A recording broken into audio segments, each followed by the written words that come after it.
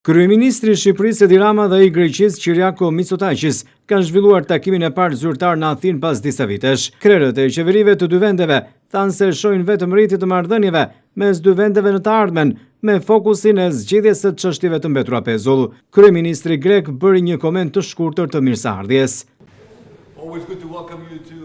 Gjithmonë është kënaqësi t'ju uroj mirëseardhje në Athinë juve, Edi.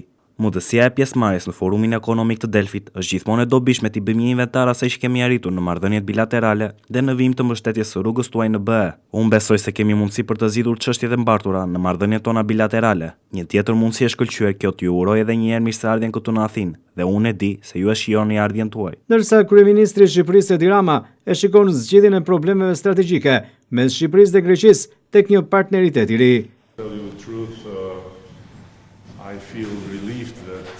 Jemi shumë të hetur të vazhdojmë dhe të përfundojmë atë për të cilën kemi rënë dakord së bashku, një dokument të guximshëm partneriteti strategjik, ku të gjitha çështjet adresohen dhe nuk ka më çështje të pazgjidhura midis nesh, ndërsa duam të bashkohemi me Bashkimin Evropian dhe ta bëjmë këtë rajon shumë më të rëndësishëm edhe në këtë nivel. Kryeministri Rama ka marrë mbështetje nga homologu i tij grek për të arritur objektivin e mbylljes së kapitujve për integrimin në Bashkimin Evropian gjatë vitit 2027, vit që përkon edhe me marrjen e presidencës së Bashkimit Evropian nga vendi fqinj.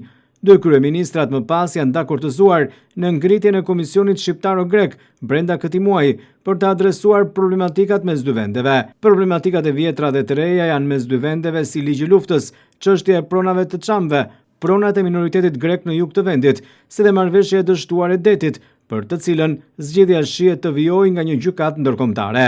Kryeministri Rama ndodhet në Greqi për të marrë pjesë në forumin ndërkombëtar të Delfit.